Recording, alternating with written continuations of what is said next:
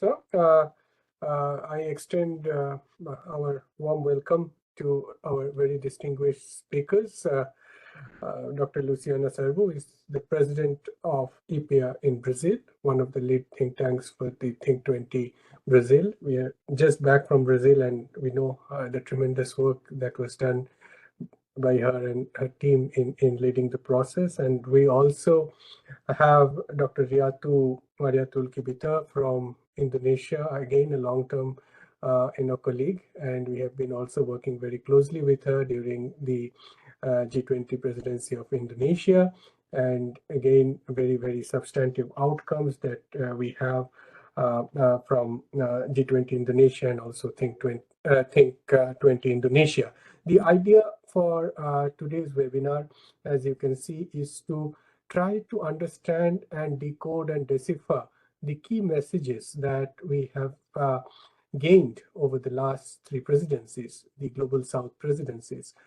It was, in a way, a very watershed moment in not only in the history of G20, but also at a time when we saw global governance in deep crisis. And you saw the Global South, in a way, taking the center stage, leading not only economic growth and recovery, but also contributing through key ideas. But the recognition for such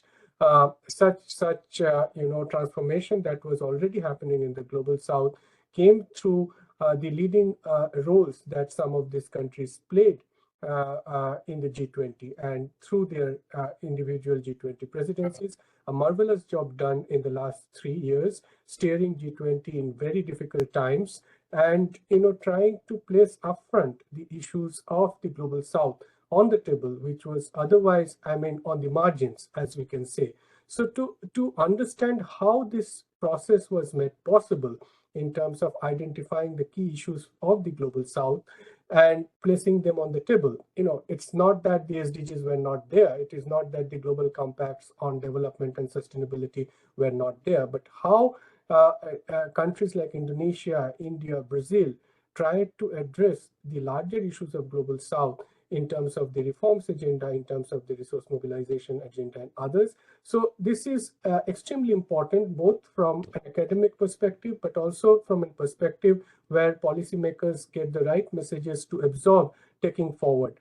I think a lot of ground has been covered in the last 3 years, and we do have our own experiences and lessons because, again, the momentum in some areas were not as much as we could have desired, but still keeping G20 together, keeping the momentum going, making all the tracks function properly with tremendous amount of leadership is something that we must celebrate, and also try to understand that how countries from the Global South like Indonesia, India, Brazil, at a point forming a troika, and now going forward, India, Brazil, and South Africa, they would perceive the continuity and take forward the agenda that has been established. So with this, maybe I would request Dr. Luciana to go first, because she must be having very fresh memories of her presidency, both the official track as well as the Think 20 track, and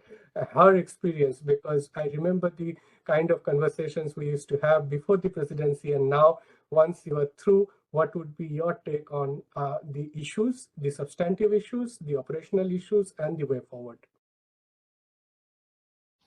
Thank you, Dr. Saha. I would also like to extend my warm greetings to Sachin Satuverde, really partner here. Reese is a partner from G20 Brazil since the beginning, and also to Dr. Riatu Kibiati. I'm not saying if I pronounce it correct. From the lab. It's an honor to be here, and I think Dr. Sondi will join us later on. I would like to talk a little bit about what it means to have these 4 presidents, and for this I will bring some of the themes and the priorities that we have from these 3 previous presidents and what is coming from South Africa. And first, it's important to highlight the idea that we've been pushing for the inclusion of the African Union since the Indian presidency and before, and this could be done during the Brazilian G20 presidency to have African Union as part of the T20 and also of the G20. And this broader, it brings challenges for the G20, but also bring a vision of the inclusion process that we are trying to do since the beginning of this Global South presidency here. African Union inclusion is crucial for addressing continent-specific challenges such as economic growth, climate change, and also the discussion of inclusion. The G20 collaboration with African Union strengthens the voice of the Global South and helps ensure the African priorities are integrated in the global decision-making process. So having 4 presidents of the Global South have shaped recent G20 discussions and set the tone for the future of shaping policies that reflect the needs of the developing countries, the developing nations. G20 and African Union strengthen the Global South in the global decision-making process. If you look at for the previous presidents, you see that first the themes that we have put forward. The theme of the Indonesian on 2022 is recover together, recover stronger.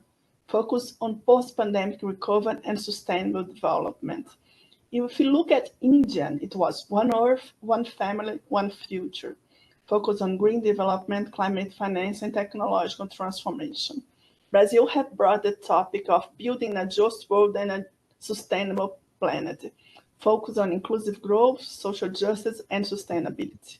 And then you have the theme of South Africa, that is solidarity, inclusion, and sustainability. Focus on also on poverty alleviation, economic inclusion, and just energy transition to sustainable economies. When you look at the themes, what we've seen is that the Global South are looking for topics, are looking for themes that brings inclusion, solidarity, and sustainability as a strong parts of their discussions since Indonesia and going for South Africa. This is important because this is not part of the agenda, not strongly as in this Global South, the agenda of the G20, previously the presidents of the Global South. And then you look at the priorities, they are also a strong convergence. If you look at the priorities of India, the green development, inclusive growth, the SDG, the technological transformation, the women-led development. If you look at the priorities of the South Africa that put forward its hunger and poverty, debt and development, inclusion and sustainability, reform of global governance, digital transformation, and bringing the topic of critical minerals that is important for Africa, for India, and for Brazil. So what I'm saying here is that the sequence of G20 Global South presidents are building upon each other. It's bringing solidarity between these countries, it's bringing common agendas, and trying to leave a legacy for the G20 of bringing the developing countries for the debate, including the development countries in the debate. When you look at the T20, it's also the same process. We are building upon each other's previous presidencies and bringing also the topics that are important for each presidency of the pro tempore G20 presidency. When the T20 came for Brazil, we have lots of engagements in the T20 India. We have the challenge of the T20 Indonesia that did a wonderful job during the pandemics. And also we thought we have to build upon this. We have to go and bring the think tanks as a platform. That's quite important. The T20, as also the G20, has to think itself as a platform for building upon each other's presidents and bringing more achievements at each year. So this consistent of think tanks, research institutions, and experts dialoguing upon the topics that are important for the Global South brings this for a process of how we can advance in this agenda for the Global South. So providing for the T20, provide evidence base for policy recommendations for the G20 leaders. And when we look at the deliverables of Brazil G20 and also the priorities of Brazil G20, that we can say that the poverty, hunger, and inequality was in the G20, and was also in the T20 as a priority. The idea of having a more inclusive and sustainable world was quite important for Brazilian G20 and also for Brazilian T20. And also the reform of financial architecture. These topics are in all G20 Global South presidency, with more stress in some of them, less stress, but are important for all of them. When you look at deliverables of the G20 Brazil, we have to say that it's my opinion that the most important and going through implementation process is the Global Alliance Against Hunger and Poverty. This was incredible delivery from the G20 Brazil, was building upon the discussion between the G20 leaders, but also with the support from the engagement groups, and the T20 have a say on this process, have contribute for this process. So poverty eradication is also part of the SDGs. And this is something also important. We are talking about a club, the G20 is a club. It can build and has to talk with the other multilateral systems and has to talk with the UN systems, So building this process of a global alliance beyond the G20 for more than 80 countries and more than 100 institutions taking part shows that we are using the G20 as a platform, using the T20 and as an evidence-based process to build upon a deliverable that goes beyond the G20, that is thinking about global alliances, thinking about how we can build in a world that is much just and inclusive. Also, there is another trying to deliver something as ways of financing this agenda. Brazil has brought two things that came from the other G20 and G20 presidents, but brought the global wealth tax as quite important for the discussion. I think the discussion has advanced, but it's not in the stage of implementation yet. So is that something that we have to go further to see how we're going to move forward in this process of thinking about financing mechanisms for this agenda. This is one of the major gaps of this process, and this is one of the gaps that we have to go further as Global South, and I'm sure that in the South Africa presidency will be also quite important.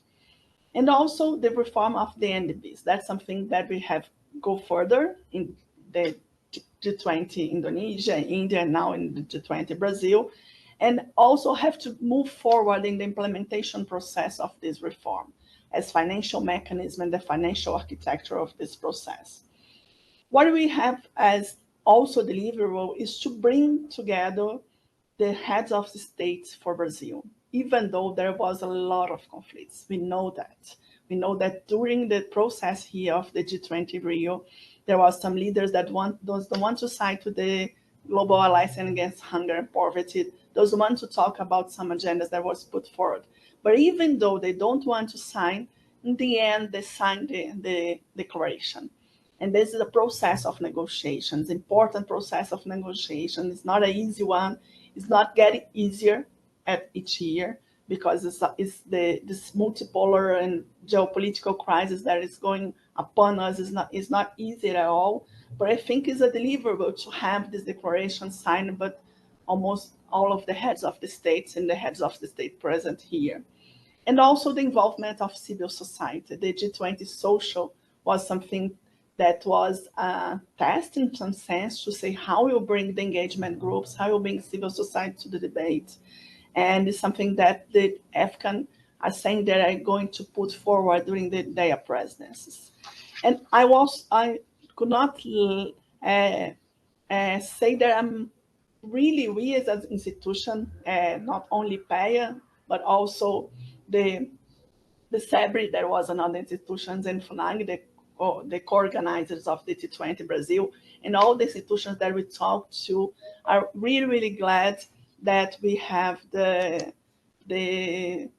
IGD, SAIA, and the University of Johannesburg for the Institute for Pan-African Thought and Conversation as leading think tanks in the South African T20, because we know that they have a lot of expertise, they know T20 a lot, and they are quite influential in the discussion of the South African process. So We congratulate them, say they were together in this process. We all here together to facilitate, not to impose our agenda, but to facilitate on their agenda and to build and facilitate the process of discussion that they will lead. And besides that, as challenges for the process of the G20 and the G20, I say that we came from the COP29 and was not an easy process at all. We have some setbacks in the sense of what we thought that could come from the financing. There was a proposal that we know there was not as easy task of 1.3 trillion of dollars per year. We got 300 billions. It's less than we need for the finance of the climate change, but also, not only also for the finance of climate change, but all of the other challenges that the Global South are putting in the agenda. So this brings for the G20 South Africa, the COP30 in Brazil, and also for the BRICS, an agenda that we should build upon as a collective, and thinking of this G20 process to bring back to the COP30, to bring back to the big BRICS agenda, and to discuss in the G20 South Africa presidency agenda, so that we have to move forward in the implementation process of the recommendations. We know that what the G20 does is try to agree upon some recommendations, but that as think tanks, as institutions that are thinking about public policies, we should move and think how we can implement some of these recommendations, which deliverables are more concrete, and then in all this multilateral process, see how we as a platform, as a collective of think tanks, could help this process, this multipolar world, this geopolitical crisis, to move forward and to have a most inclusive world and not just energy transition and debt relief and all other agendas that are quite important for the Global South. And I also want to thank very much all the think tanks that have taken part of the G20 Brazil. I know that's not been easy at all. A process that was quite intense, but the result is a result of a collective process. It's not IPEA, it's not SEBRA, it's not FNAC. We were facilitators of this process. And without you all, we will not have the results that we have in the G20 Brazil, in the G20 Brazil. Thank you very much. Thank you, Dr. Luciana, for this very comprehensive take on how the G20 process unfolded and how the issues were taken up. Your emphasis on collective action, not only within Brazil, as you have named several of your partners, and also the kind of collective work that you could put in, but also how Global South partners and other countries need to work in unison on some of these issues going forward. That is a very academic as well as a very practical take on how to move the needle on policy, perhaps. And your emphasis on implementation. Of course, we come up with several recommendations, but how to take that forward in the form of implementation is very important. But your mention of G20 social do remind me of the process, which in fact began in India with Prime Minister's call for Jan Bhagidari, which was also an effort to make G20 India people's presidency, as it was said, as to how we could spread it out to different cities of the country, connect with citizens, connect with students at various forums and the youth. So this is a very important message. So now, before coming to Professor Chaturvedi, I'll come. May I request Dr.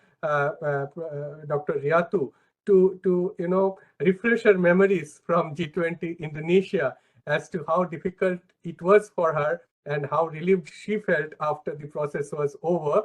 But definitely in terms of substance, how she sees the issues that were taken up at the time of G20 Indonesia, how it was taken forward in India, and of course, onwards to Brazil. Over to you, Dr. Riatu.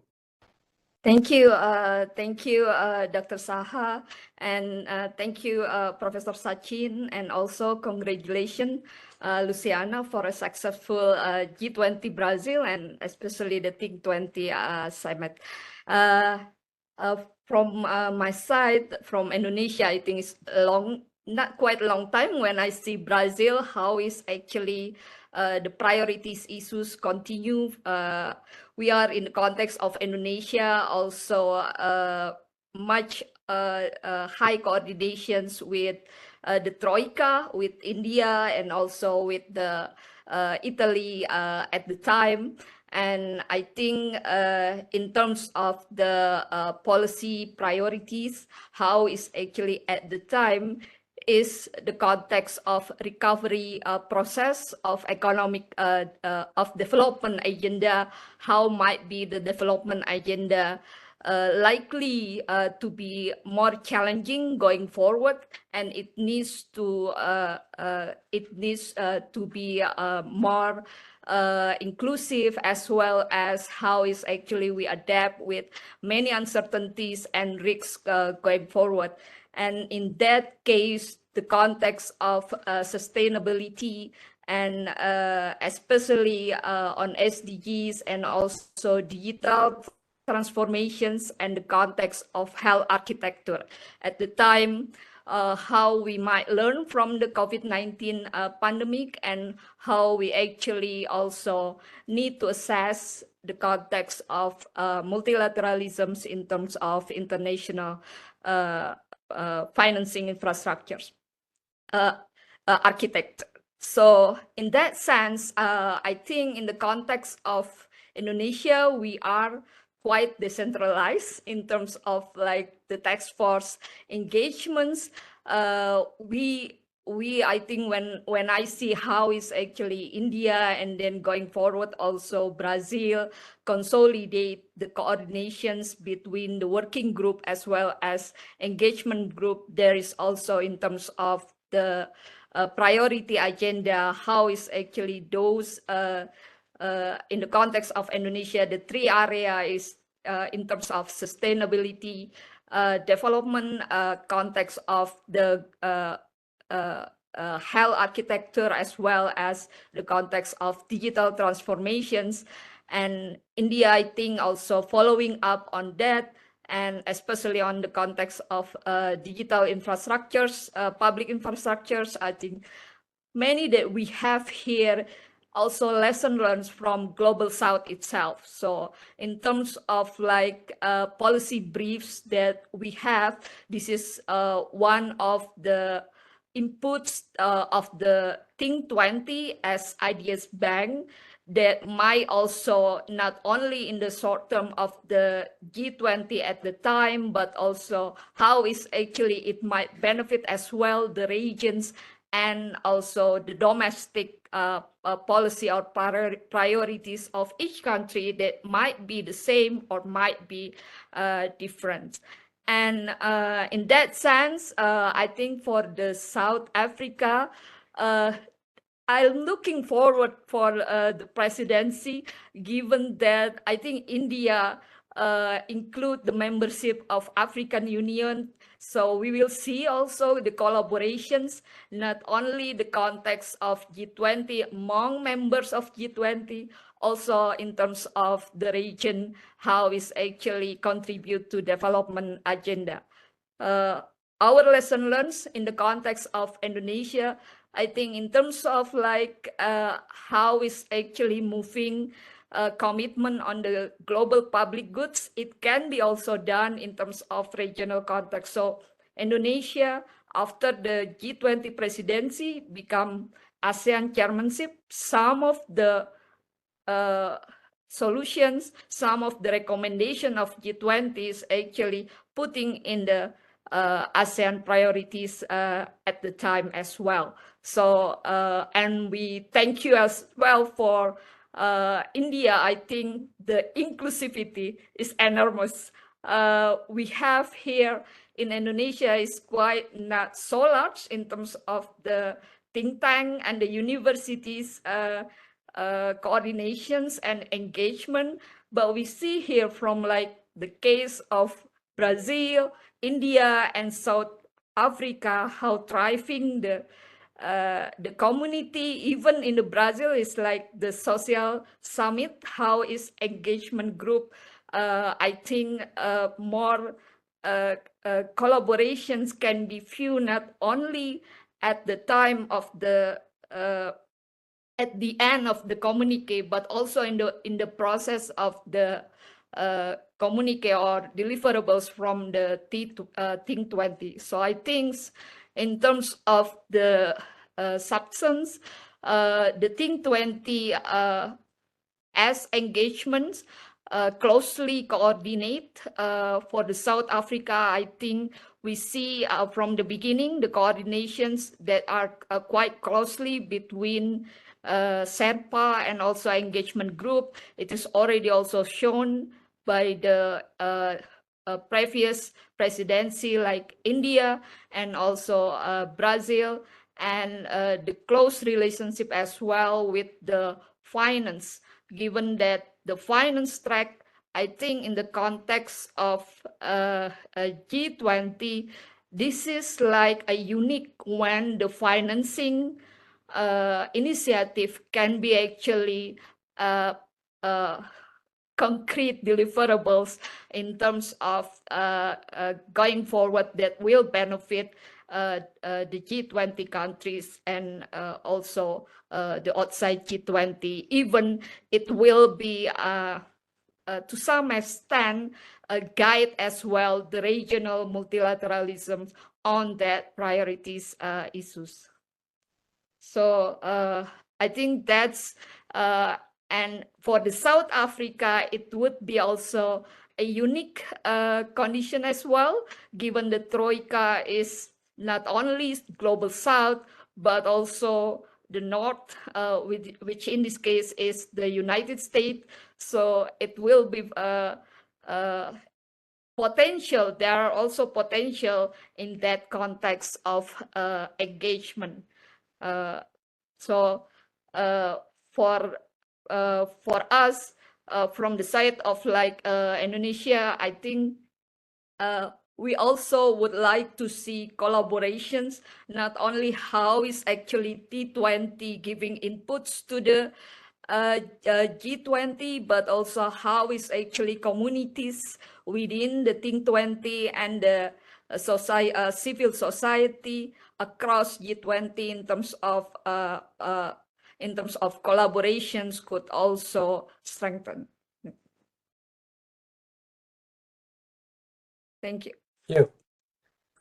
Thank you, Dr. Riatu, for bringing out very, very pertinent issues. Of course, when G20 Indonesia started, the perception of risks on the process was quite high, but eventually I think the group has learned to live with this risk and the eventual hurdles, but to also overcome them. And that's how we see very, very, substantive declarations coming ahead, both in India as well as in Brazil. Your message of inclusivity is very, very important, and that I feel in the Global South presidencies, coming forward, the Citizenship Connect is something that stands out when we talk about G20 in the Global South. And of course, both in your presentation as well as what Dr. Luciana mentioned about the regional connect, how the issue spans out to BRICS, or in your case, ASEAN. So these are important. In South Africa's case, African Union itself is a member now of the G20.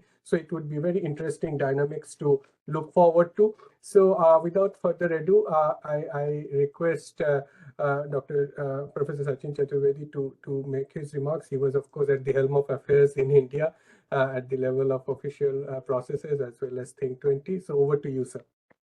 Thank you. Thanks, Abhya. Thanks a lot. Thanks, Luciana and Riatu, for very, very extensive elaboration and reminding our ideas and perceptions as they emerged during the T20 and also at wider G20 processes. I think under leadership that Luciana, you provided at Brazilian T20 process, it could consolidate very well what Riatu and team launched at Indonesia.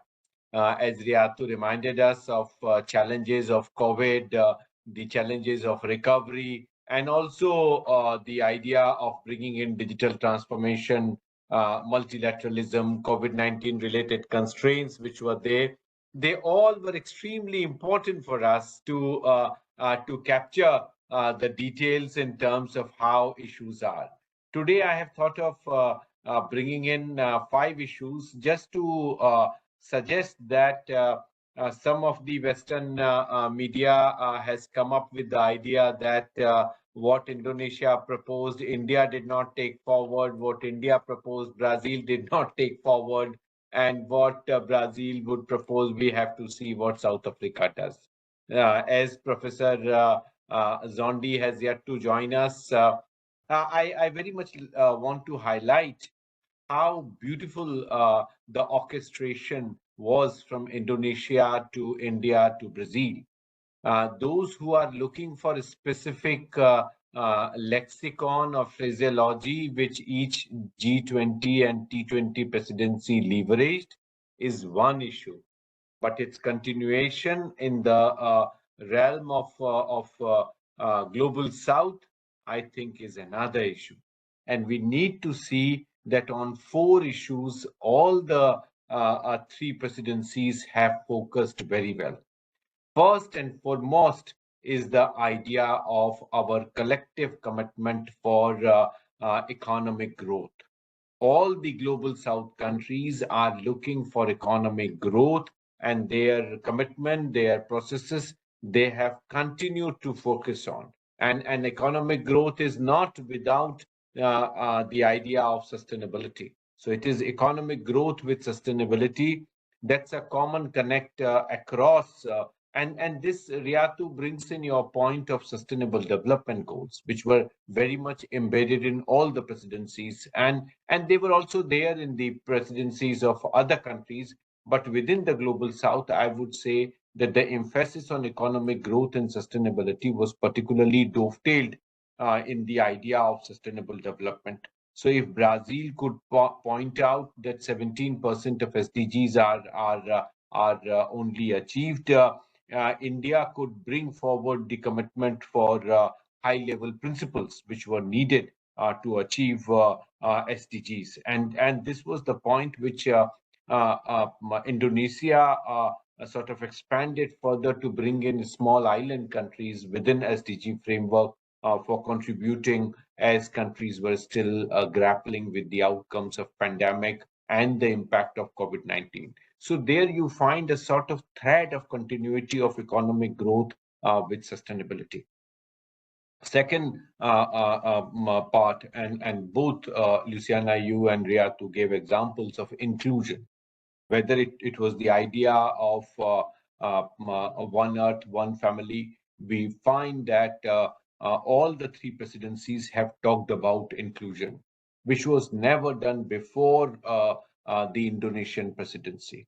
All the three presidencies have talked about inclusion in a predominant way. If small island countries were emphasized by Indonesia, India talked about African Union, and Brazil, as Luciana, you explained, has got civil society at the center stage. So we see that it is no more an elite-led process with the several exclusions. We have tried to bring them within the main framework that is there. And then Voice of Global South.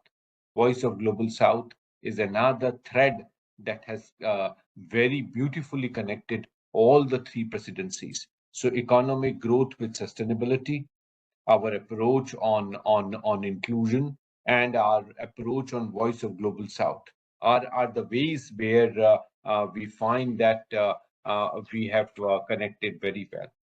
The idea of energy transition is something where Brazil's emphasis in terms of not only fight against hunger and poverty, but also trying to bring forward sustainable forms of energy transitions that are needed, and the necessary climate action that are needed. They were also very well picked up in Indian presidency with emphasis on zero and low emissions, and also bringing in Pittsburgh's emphasis on rationalization of inefficiencies in our roadmaps that are there. And this agenda was there since 2009, was forgotten.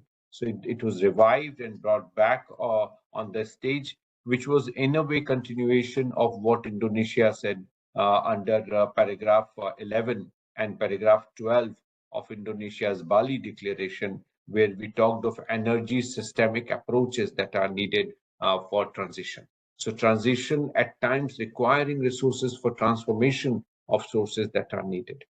Luciana, you're absolutely right that the multilateral development banks, the MDBs, have been a focus. They were focus in Indonesia, India, and Brazil. And the idea of bringing in innovative finance on table under paragraph 17 of the Rio Declaration and under paragraph 69 of India's better, bigger, and more effective MDBs, I think is absolutely right. Paragraph 5 of Bali Declaration brings out the MDB reforms that are needed and that we need to take forward. I also would like to mention about environmental and climate initiatives that are needed, where the bioeconomy was a focus which Brazil brought forward. Bioeconomy is extremely important for all the countries which have biodiversity hotspots and are important in terms of leapfrogging when zero emissions and zero carbon footprint strategies are being adopted. India's emphasis on lifestyle for sustainable development is extremely important in terms of reducing these carbon footprints. With rising income levels in the global south, we cannot afford to imitate Western lifestyles, particularly American lifestyles. The trouble is that South Africa would be handing it over as it goes. To US if they are prepared to take over, or the direction as may come up. The Indonesian presidency also placed a very high emphasis under paragraph 14 on enhancing environmentally sound waste management by the global south. And this is particularly electronic and other dimensions of our management. The last point is about climate finance. And this is something which Indonesia began with highlighting under paragraph 16 of $100 billion assistance that was required to cope up, which India sort of intensified under Larry Summer and Kissing report to talk about the new and voluntary innovative approaches under Sustainable Finance Working Group. And this was highlighted to show that how new and innovative approaches are needed. Brazil continued this as evident under paragraph 43, where ambitious green industrial planning and strategies were identified as a priority area. So in a way, you find that more and more efforts by the southern presidencies have strengthened the ideas on economic growth and sustainability, on inclusion, and bringing in space for Voice of Global South. Here, it is also important, Luciana, for us to see how the new additions that have been made are to be strengthened. Our idea behind today's meeting is to bring Brazil, India, and Indonesia's perspectives together as to, if we leave specific jargons aside, how the continuity of the presidency has strengthened. This is a series of seminars that RIS has begun today. Our idea is to deepen this in form of a detailed study that we are planning to undertake in partnership with EPEA and with you, Riyatu, where we would very much like University of Indonesia to be part of this initiative. We would also talk to your other colleagues to see how we can give an impression in terms of the commonalities of our engagement and our dimensions of partnership with other countries. So that would give us a clarity of purpose and would help us rationalize and project. And those who are trying to project that there are disruptions, things have been lost out, probably that is not the case. If you go deeper, you find the connects very well. There was also an editorial in Financial Times which said that there is hardly any new thing that Global South has offered, which I think is not correct again. There are several deeper messages the Brazilian presidency has placed on table, Indonesian presidency has placed on table, Indian presidency has placed on table. Collectively, all of them contribute to an alternative development paradigm. And this alternate development paradigm is something we have been talking about. Our idea of doing away with the distinction on climate finance and development finance is something that we are talking about. This gives a heft to our agenda for financing for development. FFD4, which is coming up now in Spain. Our idea should be to take these messages out of our respective declarations of G20 and T20 and the policy briefs, which, if collated together, are giving the messages that are required. Those who are not seeing the distinctions should not only see the G20 declaration, but they should also see the academic output of our policy briefs and of our T20 declarations. The business declarations have also been remarkably different from the developed countries, and that's where the greater idea that Brazil emphasized of the South-South cooperation, but also of triangular cooperation. Idea is not to end up with North versus South kind of situation. Idea is to take everyone along and find collective solutions to the wider challenges we are facing. And that's where India, Brazil, South Africa come closer. Indonesia is very much part of the family, and we are trying to see how some of our actors can actually contribute in terms of bringing forward the issues that are there. Now, it's a great pleasure for us to host partners today and bring up the ideas of these alternative development paradigms that we have been talking about from Global South. I'm very glad to see Mario and Nilemesh here, who have joined our ideas in terms of local resource mobilization and our ability to bring forward some of the concerns that South Africa has on illicit financial flows are strengthened. Very soon, we would be organizing a seminar next week by Nilemesh on illicit financial flows. The notification would be issued, but let me give it back to Sabya and thank you for your attention. Sabya, over to you. Thank you so much, sir. So this has been very, very enlightening to hear all three of you, connecting the dot. It was really very helpful.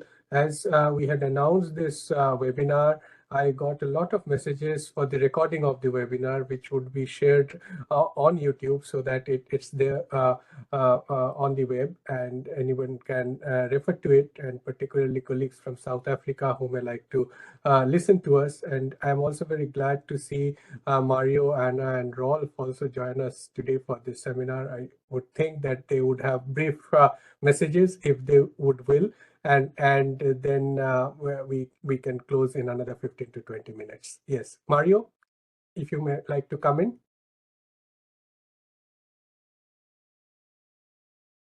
Mute. Yes. Okay. Can you hear me? Yes.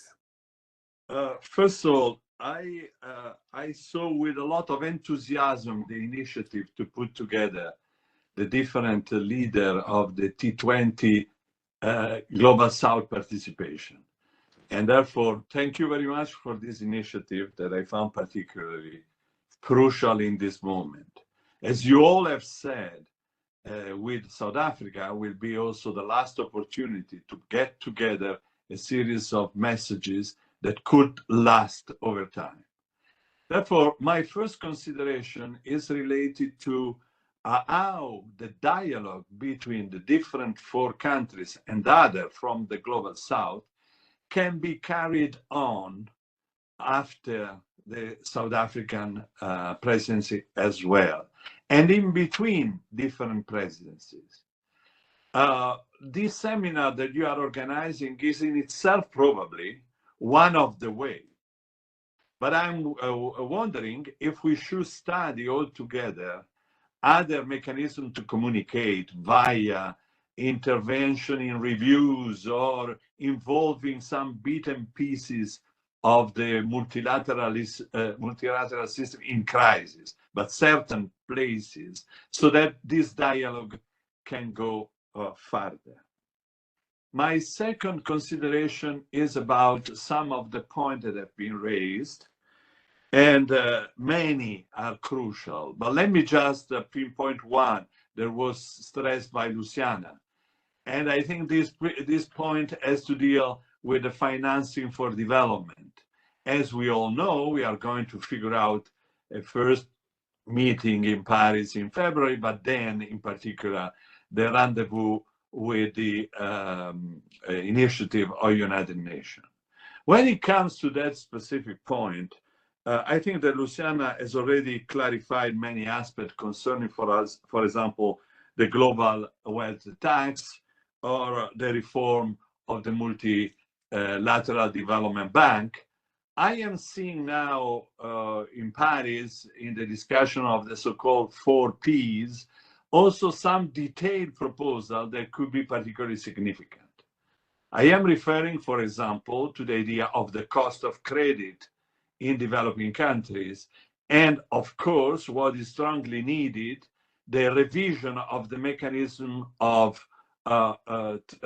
rating that global rating agencies, practically 3 of them, are defining. We know that in this moment, the African Union is planning to create additional rating agencies, but I'm wondering if this is enough, as the private actor will continue to look at the 3 known rating agencies. Therefore, if instead we shouldn't consider a strong pressure to revise the mechanism of rating.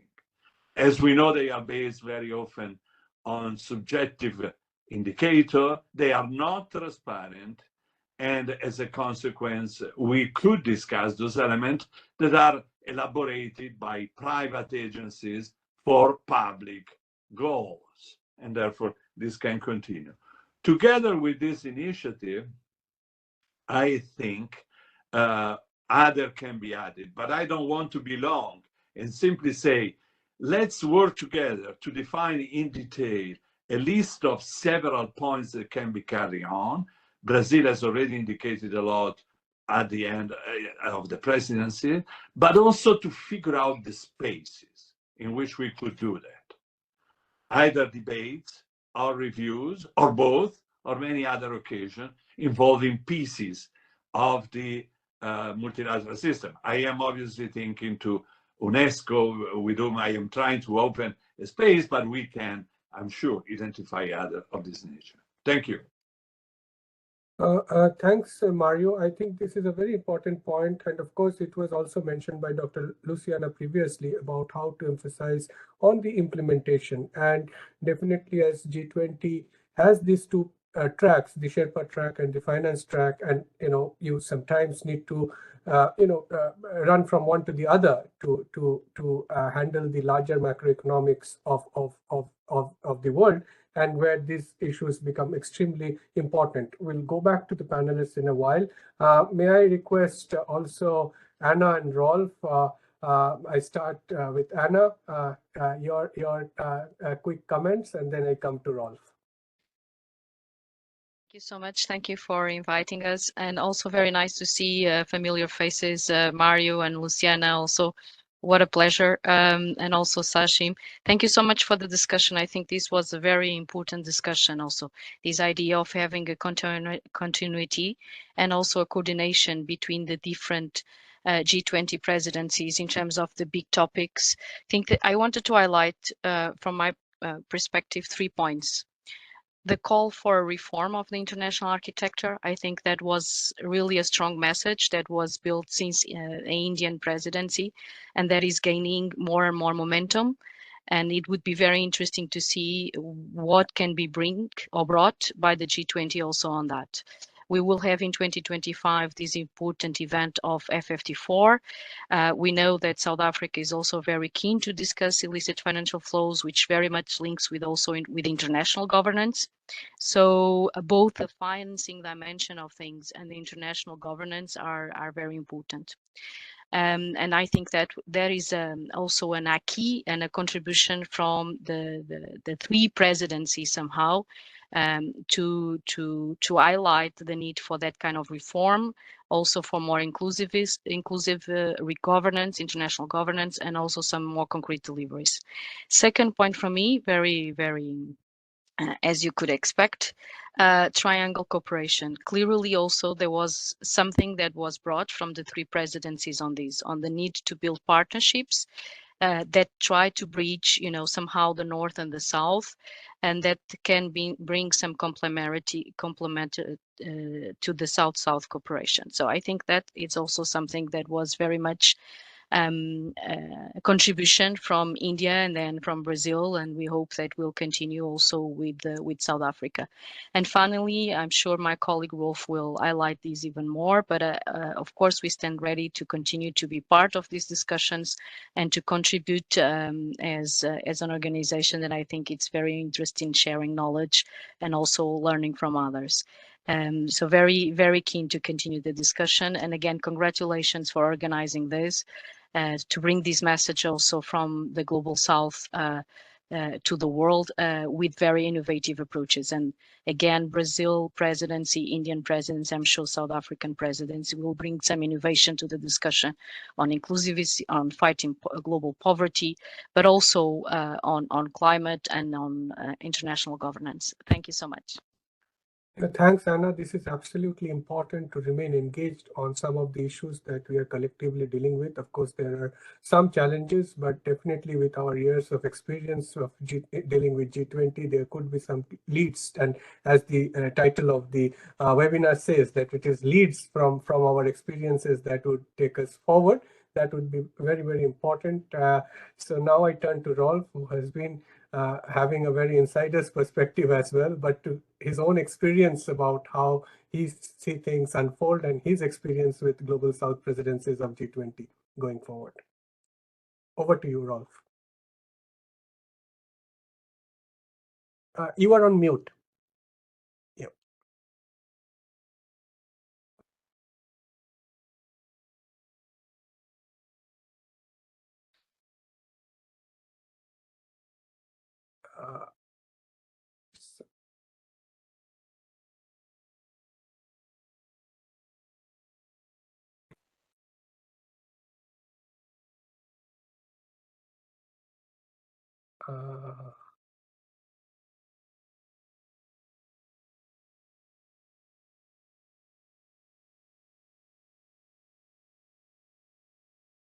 Now again? Yeah, now it's okay. Okay, I apologize for this. Many thanks for the opportunity to participate and also to say a few words. I mean, these have been excellent presentations from Luciano, Riatu, and from Sachin, and also the comments just received from Anna and from Mario. We've been very pleased with having been able to support the G20 Global South presidencies. I mean, Brazil, particularly the Global Alliance and the focus on poverty. Luciano, you mentioned how it was situated between finance track and Sherpa track, and I think that was crucial also to allow some evidence on finance. For example, it allowed us to show how OECD countries could, for example, spend more ODA, for example, on this topic, but it also allowed to bring the policy dimension. So that was a very crucial one, but also the India, the life economies and this bottlenecks of development finance, why the finance is not flowing despite all the efforts which have been done, including when Indonesia was focused on blended finance and other mobilization topics. It seems, I think, what the subsequent presidency have managed to put two very important topics on the agenda, and we hope they stay there as well. And that one is the quantitative side, the mobilization of the resources needed for sustainable development, and the other one, how to achieve more development impact actually in developing countries beyond the G20. And I'm reminded also that even prior to Indonesia, Italy had put also the focus on some of these topics through innovative finance and to SDG localization. So my comment or question is a little bit in that spirit of what Sachin called the collective solutions and working through perhaps triangular cooperation and to maintain the momentum. What needs to be done so we can maintain this momentum which has been created? So there's continuous focus on this sustainable development agenda within the broader G20 topics, because for too many years, development and sustainable development has been a side topic in the G20, but now it's in the middle. So what needs to be done also to keep it there? Thanks, Rolf. This was a very important highlight that you have brought in. Before I turn to Dr. Luciana and Dr. Riatu, let me bring in one of the questions in the chat box. This is one of our colleagues, Pratyush, Dr. Pratyush Sharma. He asked that in the times of stressed multilateralism, where do we see global governance and reform of international organizations going? A generic one, but a very, very important one. So in the next few minutes, Dr. Luciana, Dr. Riatu, if you could come back on some of the issues. I know there are several intricacies involved, but Dr. Luciana, over to you. I'll be very brief. I think that the process for even this question of how to have a global governance and reform international organizations going on, I think there's a space for think tanks and engagement groups to establish a dialogue of G20, and this has been proved for the Global South, because this is not part of the agenda was built upon this discussion with think tanks and with engagement groups and with the ones going in dialogue with their own governments. That's something that we should stress, the importance of think tanks to continue to dialogue with their own governments to bring the commons to the agenda. And I think that we have to stress this because I think this is the way for going through all this crisis that we have, even though in the declaration we don't have strengthening some of the topics, we know that it's still in the agenda of the engagement groups and the think tanks. Besides that, I agree with Mario and with Sachin that we should go forward in looking at 4 or 5 topics at most that we should stress using these agendas that we have this year. We have the T20 and G20 South Africa. That is more important, the most important one in the sense of bringing this process going forward.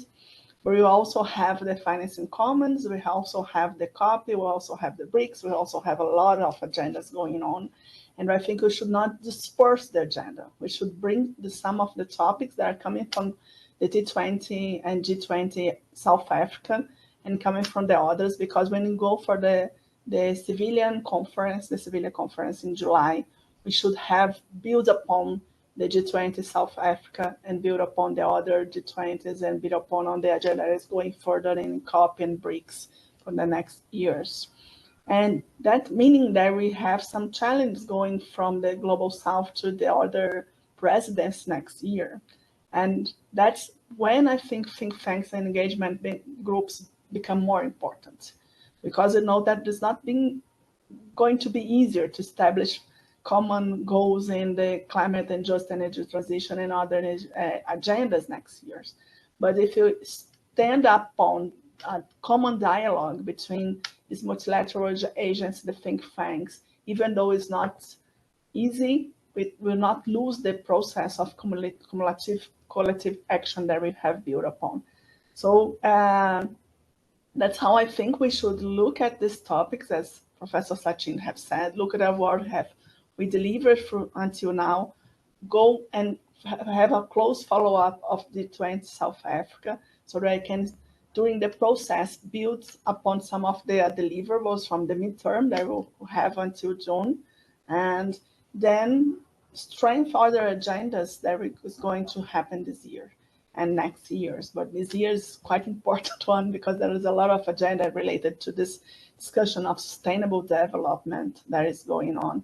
In the midterm, we have 5 years from the agenda 2030 to 2025. So lots of things we have to build to look at what's possible to implement, what's possible to move forward, and how we, us as collective action of think tanks and other partners can build upon what we have delivered from now. That's what I have to say. Thank you. And thank you very much for Riz, for the invitation. I also think this is a great platform for us to discuss. It's quite important for us to bring all these common collective agendas in the process. Thank you very much, and thank you all for all the others that take part of this panel. Thank you, Dr. Luciana, for articulating it so strongly about the continuity, because some of these issues now again it would flow back. If we come up with the Global North presidencies as we see going forward, but the immediate task at hand is to also see and support our colleagues in South Africa to build these bridges and connect on some of these issues. Dr. Riatu. You. Yeah, I think in the context of that, the reform of MDBs, I think inputs from the G20 and also their engagement group, their evaluations of MDBs taking into account their self-assessment, and I think the context of some of the these institutions for the case of Indonesia, for example, like ADB, they also taking account the country think tanks and university for inputs on the agenda that might be a priority for the regions and it's specific. So I think the process of the G20 may also spill over and give also inputs for the NDBs in itself. And I think previously panelists also showed that this is the continuity of the priorities agenda across the presidency, not only Global South, before like Troika in the context of Indonesia, also from Italy before is even when the COVID-19 start is in Saudi Arabia. This is actually the first time for our institute involved in the Think 20. So I think in terms of South Africa, they might be synthesize the process itself, looking at what have been done in India and also in Brazil. I'm sure that South Africa would also the context of synthesizing what have been done in previously, and also the various inputs. I think the context of involvement of the civil society, the process of policy making itself within our, for example, our regions or the context of Indonesia. We also learned from the G20 and also multilateral engagement that we are having involved with. So I think the process of the collaborations, the interesting case is like now is from the side of the Indonesia, some of the think tanks is actually specialized after the specialized on that priorities or area that also making contribution also to the policy making, not only at the national, but also at the local and also the regions. Taking into account as well what have been done in India, close coordinations with Sherpa and also finance and other engagement, other think tanks and the university within the region itself. And I think in the context of Brazil, we see also the joint statement with other engagement group. And I think the interesting also in terms of the timeline, even the communique itself is already discussed in inceptions. Personally, I would not think how could it possibly done in the short period of time. So the thing that the best of like India, Brazil, make close coordination with South Africa for like South Africa, I'm sure with also taking lessons and on what needs, especially on the context of timeline itself, and that I think surely will make much more impact on the discussions and also on the deliverables of the Think 20.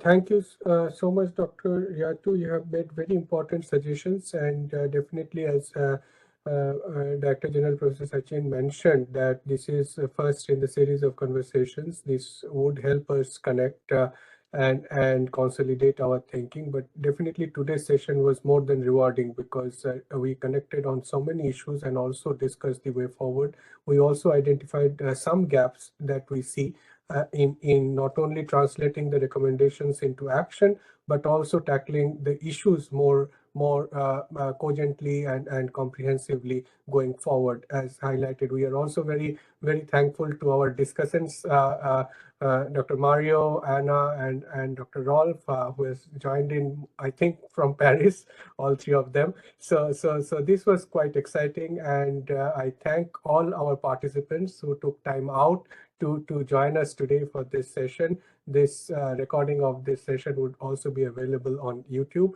and widely circulated for reference. So thank you once again to all of you for being very kind to join for this session, and we look forward to engaging and getting back to you again in the near future. Thank you so much. Thank you. Bye.